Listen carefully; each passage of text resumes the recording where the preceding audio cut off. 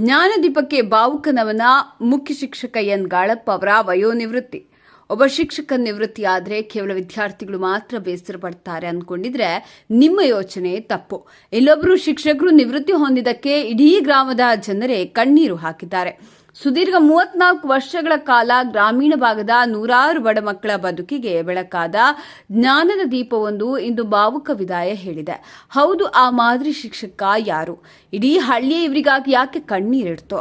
ಅದನ್ನೇ ಇವತ್ತಿನ ವಿಶೇಷ ವರದಿಯಲ್ಲಿ ನೋಡೋಣ. ನಮಸ್ಕಾರ ಸ್ನೇಹಿತರೆ. ಚಿಂತಾಮಣಿ ತಾಲೂಕಿನ ವೈಜಕೂರು ಗ್ರಾಮದ ಸರ್ಕಾರಿ ಹಿರಿಯ ಪ್ರಾಥಮಿಕ ಶಾಲೆಯಲ್ಲಿ ಸುದೀರ್ಘ ಹಾಗೂ ಶ್ಲಾಘನೀಯ ಸೇವೆ ಸಲ್ಲಿಸಿದ ಬಡ್ತಿ ಮುಖ್ಯ ಶಿಕ್ಷಕರಾದ ಎನ್ ಗಾಳಪ್ಪ ಅವರು ನಿನ್ನೆ ವಯೋನಿವೃತ್ತಿ ಹೊಂದಿದ್ದಾರೆ.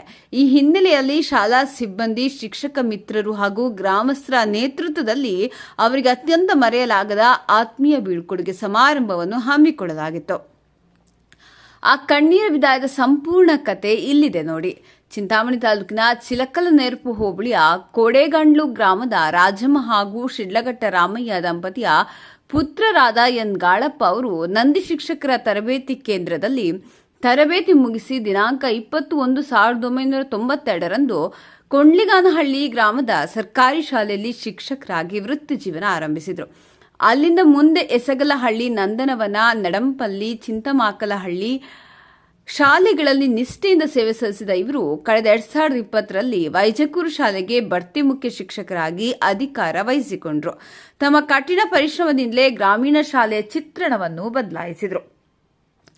ಶಿಕ್ಷಕರೊಂದಿಗೆ ಊರಿನ ಯುವಕರು ಮತ್ತು ಸಹೋದ್ಯೋಗಿಗಳು ಅತ್ಯಂತ ಉತ್ಸಾಹದಿಂದ ಗ್ರೂಪ್ ಫೋಟೋಗಳನ್ನು ತೆಗೆಸಿಕೊಂಡು ಸಂಭ್ರಮಿಸಿದರು.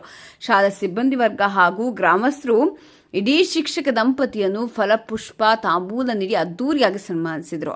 ಸನ್ಮಾನ ಸ್ವೀಕರಿಸಿ ಮಾತನಾಡಿದ ಗಾಳಪ್ಪ ಅವರು ತಾವು ಸೇವೆ ಸಲ್ಲಿಸಿದ ಪ್ರತಿ ಊರಿನ ಜನರ ಸಹಕಾರವನ್ನು ನೆನೆದು ಕಣ್ಣೀರಾದರು. ಇಂಥ ನಿಷ್ಠಾವಂತ ಶಿಕ್ಷಕರು ಸರ್ಕಾರಿ ಶಾಲೆಗಳ ಆಸ್ತಿ ಎಂದರು. ಹೌದು ಸ್ನೇಹಿತರೆ, ಜೂನ್ 30, 2026ರಂದು ತಮ್ಮ 34 ವರ್ಷಗಳ ಸುದೀರ್ಘ ಅಕ್ಷರ ಸೇವೆ ಮುಗಿಸಿದ ಬಡ್ತಿ ಮುಖ್ಯ ಶಿಕ್ಷಕ ಎನ್ ಗಾಳಪ್ಪ ಹಾಗೂ ಅವರ ಧರ್ಮಪತ್ನಿಗೆ ನಮ್ಮ ವಾಹಿನಿಯ ಕಡೆಯಿಂದಲೂ ಗೌರವಪೂರ್ವಕ ನಿವೃತ್ತ ಜೀವನದ ಶುಭಾಶಯಗಳು. ನಿಮಗೂ ಈ ಶಿಕ್ಷಕರ ಸೇವೆ ಇಷ್ಟ ಆಗಿದ್ರೆ ಕಾಮೆಂಟ್ ಬಾಕ್ಸ್ನಲ್ಲಿ ಶುಭ ಹಾರೈಸಿ, ವಿಡಿಯೋವನ್ನು ಲೈಕ್ ಮತ್ತು ಶೇರ್ ಮಾಡಿ. ಧನ್ಯವಾದಗಳು.